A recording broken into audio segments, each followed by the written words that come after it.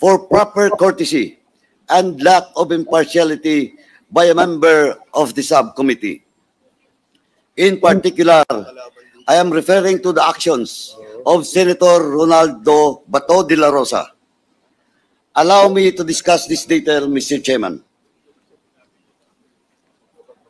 Senator Bato de la Rosa action of participating as a member in a proceeding where he is named as one of the individuals involved in the implementation of drug war did not produce meaningful results, but rather cast doubts on the integrity of the whole process.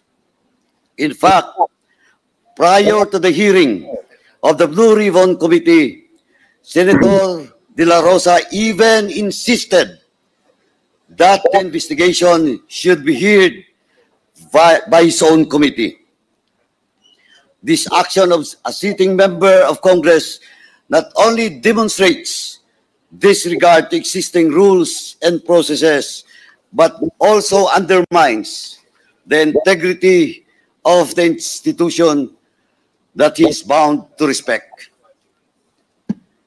Kung sa simula pa lamang ay gumamit na siya ng impluensya, ano pa ang aasahan natin sa kanya sa mga gaganapin nilang pagdinig? He was the PNP chief when the previous implementation introduced the war on drugs. He also admitted that there were killings attributed to the war because of alleged cases of nanlaban. In short, he was not only involved, but was in fact one of the figureheads of the campaign during its inception. Hence, he should have been mindful that his presence in the hearing as a member of the panel would compromise, if not invalidate, the whole proceeding. Hindi naman pwedeng ikaw ang mag-imbestiga sa iyong sarili. Clearly, this is conflict of interest on his part.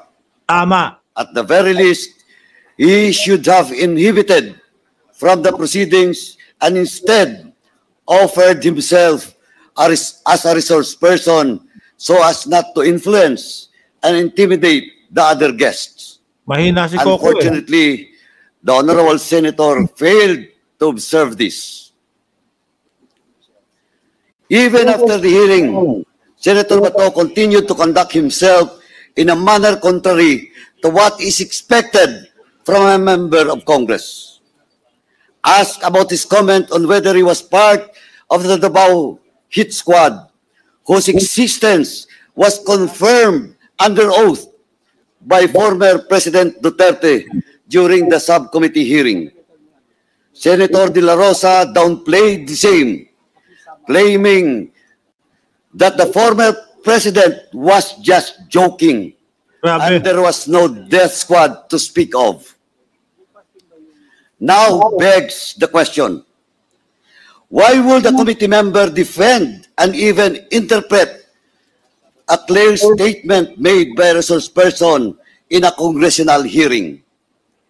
The confirmation by the former president needed no interpretation, much less from a member of the panel who investigated the same. If you would ask me, it is as if the Honorable Senator came to the defense of the former president while seeking to exonerate himself from any liability. This is further highlighted by his recent statement that he will be objecting any action of the Senate regarding the submission of records to the ICC. The Honorable Senator's recent actions are truly disappointing, Mr. Chairman. We are conducting these inquiries in order to fill the legislative gaps and address problems that necessitate immediate solution. In doing so, we also want to ascertain the truth about the abuses and other acts related to illegal drugs, pogos, and EJKs. Mahirap man ang hamon sa atin na palabasin ang katotohanan. Sa palagay ko ay napagtatagumpayan natin ito. In closing, this representation wishes to remind our honorable senator to observe courtesy and fairness in conducting his official responsibility as a member of the Senate instead of resorting to other means so as to discredit the efforts of this body. Thank you, Mr. Chairman. Madamong masalamat. Thank you. Umpisa pa lang, mainit na. Before we proceed with the admin matters, may we request that the guests, Wala the absent. honorable members who are present, as well as Naihi. our persons, be acknowledged. And the COMSEC is directed to acknowledge the presence of the members as well as our resource persons for Wala today. ko matapang But before yun. that, let me inform everybody that for today's committee hearing, dalawa po yung ating topic, no? Ang ating topic sa umaga ay yung usapin tungkol po sa illegal drugs. And then later in the afternoon, we will shift to the issue of the extrajudicial killings as a result of the implementation of the war on drugs. So, COMSEC, please acknowledge our guests and our members. Thank you, Mr. Chair, honorable members, honorable chairs. For today's hearing, we have with us Honorable Robert Ace Barbers, Honorable Dan S. Fernandez, Honorable Joseph Stephen Caraps Paduano, Honorable Bienvenido Abante Jr., Honorable Romeo Acop, Honorable Raul Daniel Manuel, Honorable Jonathan Keith Flores, Honorable Gabriel Bordado, Honorable Johnny Pimentel, Senior Deputy Speaker Aurelio Dong Gonzales, Honorable Arlene Brosas, Honorable Francisco Paulo Ortega V, Honorable Edward Vera Perez Maceda, Honorable Zia Alonto Adjong, Honorable Jervil Jinky Beatrix Luistro, Deputy Speaker J.J. Suarez, and Honorable Seriaco Gato Jr. Takot si Duterte, ano?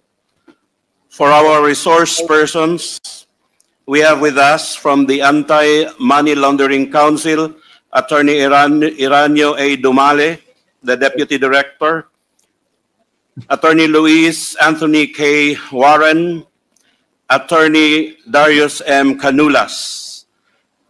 From the Bureau of Internal Revenue, we have Attorney Scranton Orculio. From the Commission on Human Rights, we have its Executive Director, Attorney Jacqueline De Guia, Ms. Eileen Paradero, and Ms. Rachel Pelayo.